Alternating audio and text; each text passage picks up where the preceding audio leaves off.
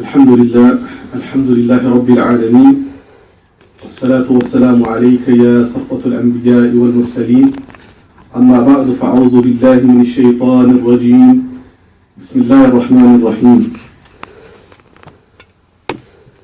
قال الله تعالى في القرآن الكريم وإذا سألك عبادي عني فإني قريب صدق الله العظيم وبلغنا رسوله النبي الكريم وقد صدقت أنت يا سيدي يا سيدي يا سيدي يا سيدي يا مكي يا مدني يا عربي يا قرشي يا هاشمي ويا سيدنا يا سيدنا يا سيدنا يا حبيبنا يا طبيبنا يا حبيب المصطفى صلى الله تعالى عليه وآله وسلم. All praise is due to Allah Almighty, the Creator, the Cherisher, the Sustainer of the entire universe. And may an infinite amount of salutations be upon our noble messenger, the best of creation, the sole purpose of creation, Muhammad Rasulullah sallallahu ta'ala alayhi wa alihi wa sallam. Respected elders, brothers in Islam, Assalamu alaikum wa rahmatullahi wa barakatuh. Wa alaikum assalam.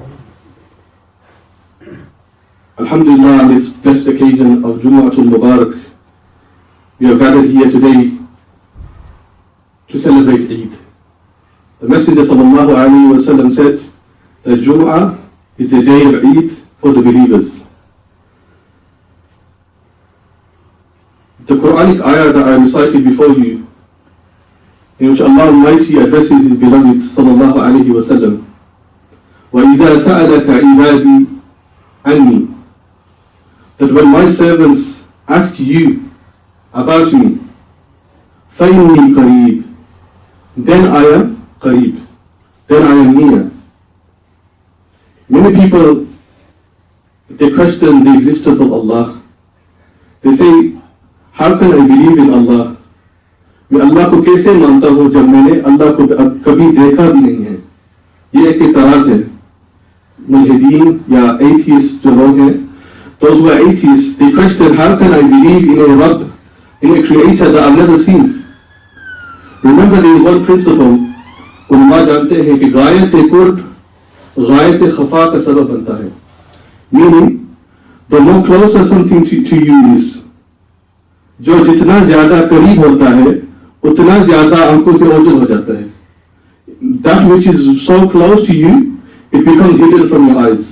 For example, if I was to place my finger in front of me, I can see it clearly. Is that right? But the moment I put my finger closer to me, what happens? It starts disappearing. It starts becoming hidden until you come so close that you can no longer see your finger anymore. So what is the principle? गायत कुर्ब गायत खफा का सबब बनता है. जो जितना ज्यादा करीब है उतना ज्यादा आंखों से ओझल हो जाता है. This is why we say, when Allah says, وَإِذَا سَأَلَكَ عِبَادِي عَنِّي فَإِنِّي قَرِيب, there is no one more closer to you than Allah. Allah says, نَحْنُ أَقْرَبُ إِلَيْهِ مِنْ حَبْلِ الْوَرِيدِ, that Allah is more closer to you than your jugular vein. So when somebody asks you, why can you not see Allah? Why? Because He is so close to you. He is so close to you. For example, has anybody seen their own eyes? आपने कभी अपने आंखों को देखा है? नहीं देखा है ना? तो आपको कैसे मालूम कि आपके आंखें हैं?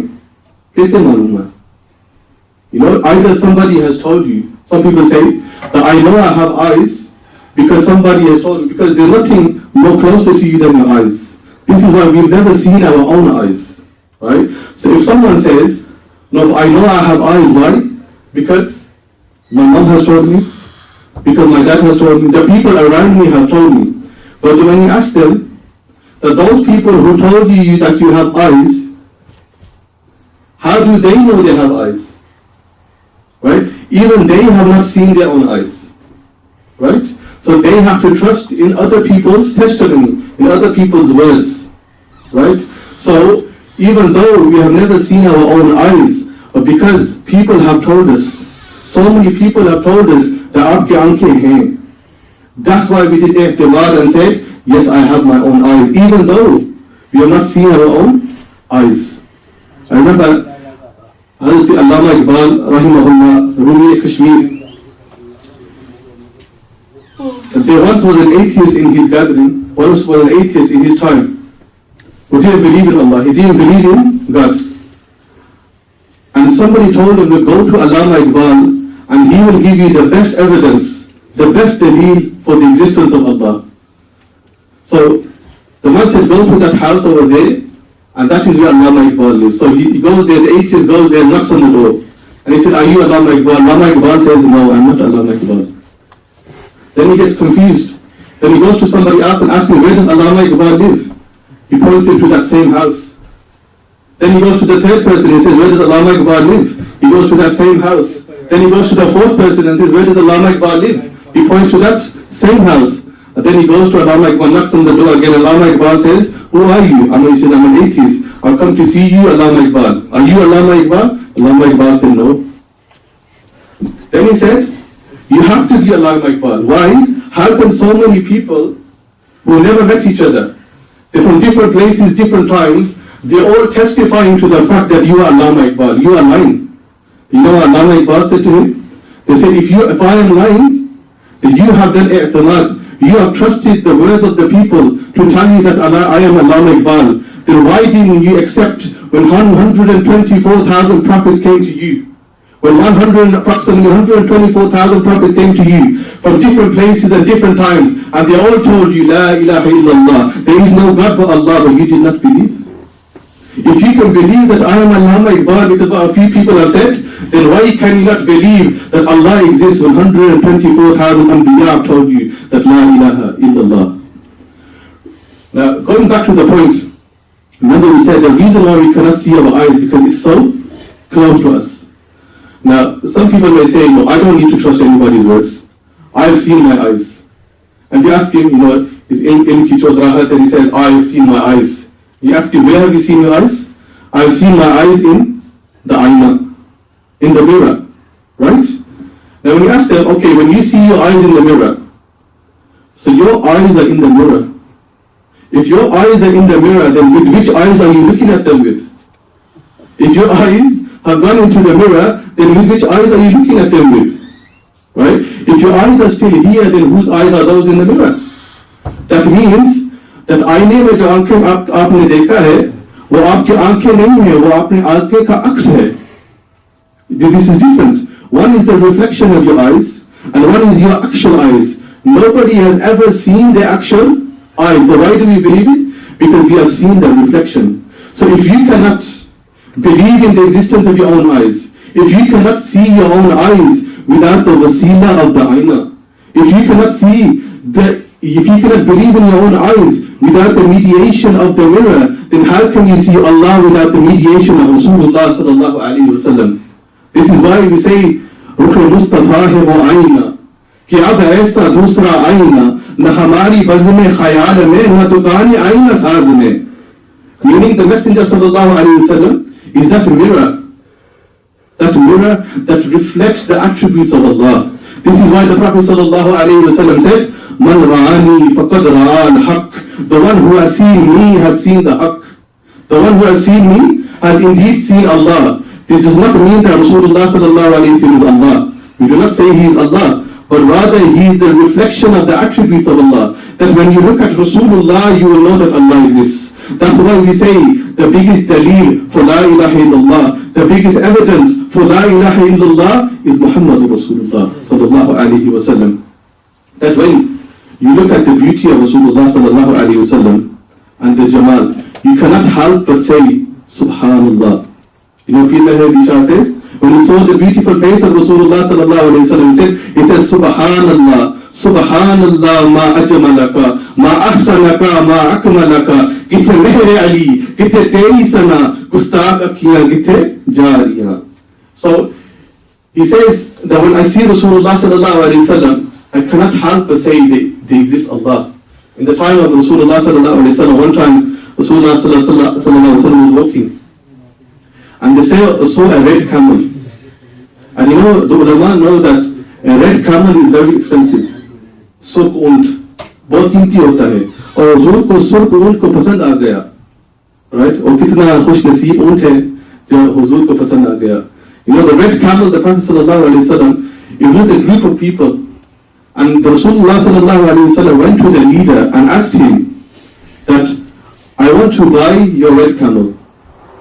Like, think of the equivalent situation. That's, imagine you have a red Ferrari, and somebody comes up to you and says, I want to buy your red Ferrari. Now the leader says, okay, I will sell it to you. But the Prophet sallallahu alaihi wasallam said that I did not come with the intention to buy the red camel. I said, I just came out to travel. I did not come with the money to buy with the red camel. But if you do me a favor, if you can give me the red camel, I will take it home and I will send someone with the money. I will send someone with the money. So when Rasulullah sallallahu alaihi wasallam took the red camel, all the group of people, they gave the red camel. Right? And the Prophet sallallahu alaihi wasallam took it with him. And then somebody came to the qafilah, somebody came to the group of people and said, what have you done with the red camel? Who have you given it to? He said, and they all said, I don't know. He said, did you ask for a name? Apne naam pucha hai? Na nahi pucha. Apne pata pucha hai? Did you ask for the address? He said, no, I didn't ask for the address.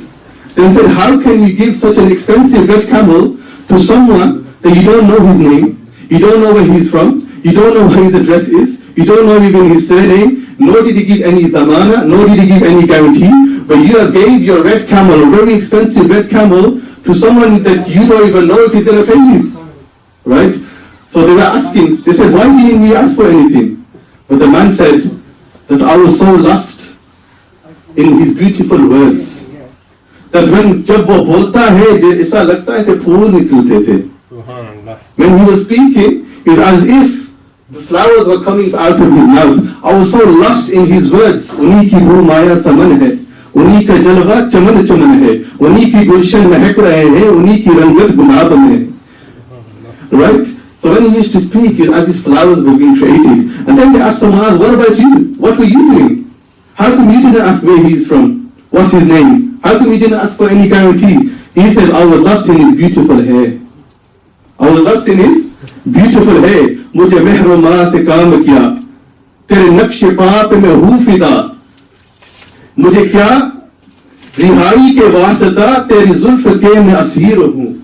But he says, I was captivated in the beautiful hair of the Messenger sallallahu alaihi wasallam, that I was so lost in his beautiful hair. And then they asked somebody else, what about you? You know, what were you doing? He said, I was lost in his beautiful eyes. I was lost in his beautiful eyes. In the Punjabi Shah says, lag ke chot mohabbat wali te ishq nashe vich aaya tan man di re khabar na koi aise ishq ne tir chalaya. Meaning, his eyes were like arrows that hit my heart. And that heart, it fell at the feet of Rasulullah sallallahu alaihi wasallam. Right? And then a person was asking, he was about to give this impression as if the man who came was a liar. As if the man who came who had stolen the camel. Before he was about to give this impression, there was a woman who was living in a tent. She came out and said, Khabardar, don't you dare call him a liar. Then they thought, finally we found someone who knows the person. Maybe she knows who he is, where he's from. They asked her, why are you, she said, I will give guarantee for the camel. She said, and they asked her, why are you giving guarantee? Do you know him? She said, even I don't know him. He said, even I don't know him. Then they asked her, then how can you give a guarantee then when you do not know her? They said, I do not know him. But there's one thing that I do know, that such a beautiful face cannot be a liar. Such a beautiful face cannot be a liar. Is surat nu mein jana ka ke jane jana ka. Such aaka te rabdi shana ka jis shan to shana sab baniya. He said that she said that person cannot be a liar. And in this time the Sahaba were coming. The companions of the Messenger sallallahu alaihi wasallam, they had returned. And they returned and they said, who was the man that gave the camel for Rasulullah sallallahu alaihi wasallam? And the man said, it was us. And they asked him, how much is it? What is the transaction? What was the contract? How much do we owe you? They said, now you don't owe us anything. We have sold ourselves to the Bazaar Mustafa. We have sold ourselves to the Messenger sallallahu alaihi wasallam. We do not ask for anything but to take us to that man. Who was that man? Who was that beautiful man that put us in a state of shock? Take us to his court. And they said, look, that man is none other than Muhammad Rasulullah. They all went to the blessed presence of Rasulullah sallallahu alaihi wasallam and said, I bear witness that there is no God but Allah. Ashhadu an la ilaha illallah wa ashhadu anna Muhammadan abduhu wa rasuluh. Right? The point that I was making, that the beauty of Rasulullah sallallahu alayhi wa sallam, that the best evidence for la ilaha illallah, the best evidence for the existence of Allah is Muhammadur Rasulullah sallallahu alayhi wa sallam. And just to finish on this point, a lot of people have this objection. When we look at the miracles of Rasulullah sallallahu alayhi wa sallam, we know that mu'jizat are an evidence for the prophethood of Rasulullah sallallahu alayhi wa sallam. When people ask you, how do you know the Prophet sallallahu alayhi wa sallam is a true prophet? How do you know that he was connected to Allah? If someone, if a man comes to you and says that Allah speaks to me, what would you think about that? Because you think he's crazy, right? Honestly speaking, you would think he is crazy. But why? How do we know that Rasulullah sallallahu alayhi wa sallam is a true prophet? One of the reasons is his mu'jizat. Why? Because when the Prophet sallallahu alayhi wa sallam raised his finger, the moon was split in half. The Prophet sallallahu alayhi wa sallam, when he used to, the stone that was in the hand used to recite kalima. You know, people say that Sayyidina Isa alayhi salam, he gave life to the dead, right? And did the Prophet ﷺ give life to the dead? We say yes, he did, but he did a greater miracle. Because giving life to the dead, that human body was once a living. It is an animate object. It has the capability of life. Isa alayhi salam, Jesus Christ, he gave life to that which was already living before. But Rasulullah ﷺ did something greater than that. He gave life to something which was never even living. Meaning a rock, a stone, used to recite kalima. The trees used to come out and do sajda. Right? So the Prophet ﷺ gave life to that, even inanimate things, never mind animate things. Right? But people, they have this i'tiraz and say, look, yes, he did many miracles. Orientalists, mustashriqeen, who criticize Islam, they said, we accept Muhammad ﷺ to be a great intellectual, a paragon of knowledge. Meaning he was a leader, military leader, political leader. He had great influence. But we do not believe he was a Nabi. We do not believe he was a prophet. We do not believe that he had connection with Allah. And they say that those miracles that he showed, that he had learnt it from the zamana. He had learnt it from the magicians, the sorcerers. Right? For 40 years of his life, because remember the Prophet ﷺ announced his nabuwwah at the age of 40. So they say for 40 years of his life, he learned from the people around him, and then through magic, through illusion, he showed these miracles. This is an objection by the Orientalists, by the atheists. How do we answer this objection? The way we answer this objection is none other than the milad of Rasulullah sallallahu alaihi wasallam. The birth of Rasulullah sallallahu alaihi wasallam is a proof for the messengership of Rasulullah sallallahu alaihi wasallam, because we tell them that, let's say for sake of argument, that those miracles that he showed after the 40 years, he learnt it for that period, for sake of argument. That would be after 40 years. But what about those miracles that took place at the birth of Rasulullah sallallahu alaihi wasallam? What about those? We may say, what miracles? When the Prophet sallallahu alaihi wasallam was born, his hair was already combed. His umbilical cord was already cut. Right? His body was smelling like fragrance. A cloud came from the heavens and lifted Rasulullah sallallahu alaihi wasallam to the heavens, and he was introduced to the malaika, introduced to the jinnat. Sayyidah Amina radiyallahu anha said, when the Prophet sallallahu alaihi wasallam was born, kharaja minni nur. A light came out from my body. And Rasulullah sallallahu alaihi wasallam said, I am that light which, through the barakah of that nur, my mother saw the palaces of Sham. You know, Dr. Wilhelm is a doctor from Germany who discovered X-rays. And they realized that through high power radiation, you can make something transparent. Right? We tell those scientists that that's great that you've discovered X-ray. But sometimes come and look at the power of the nur of the Messenger sallallahu alaihi wasallam. That nur was so powerful that when the Prophet sallallahu alaihi wasallam was born, not only did he make the house of Makkatul Mukarramah transparent, it made the mountains surrounding Makkatul Mukarramah transparent, such that she was able to see the palaces of Sham, which is 1,000 miles away. Right? So these are some of the miracles. And you ask the mustashriqeen, the Orientalists, the criticizers of Islam, that if you say the Prophet learned it from the magicians, who is teaching this at his birth? The Prophet ﷺ is just born. This is why we say, जो रब से सीख कर आया है, वो दुनिया को सिखाता है, दुनिया उससे सिखाती नहीं है. Even Sayyidina Amina radiyallahu an, even she cannot say that I beautified Muhammad. वो भी ये नहीं कह सकती कि मैंने मोहम्मद को सवारा है, जो रब से सवार कर आया है, जो रब को the one who has been beautified by his Lord, he has come to beautify the world. Nobody has come to beautify from him. The one who has learned directly from Allah, he does not need to be taught by anyone. He has come to teach the world. This is why we say Allah Hazrat Imam Ahmad Raza says, और कोई गैब क्या तुमसे निहा हो भला जब ना खुदा ही छुपा तुम पे करो दुरूद व आखिर दावाना अल्हम्दुलिल्लाहि रब्बिल आलमीन. Pray your sunnahs.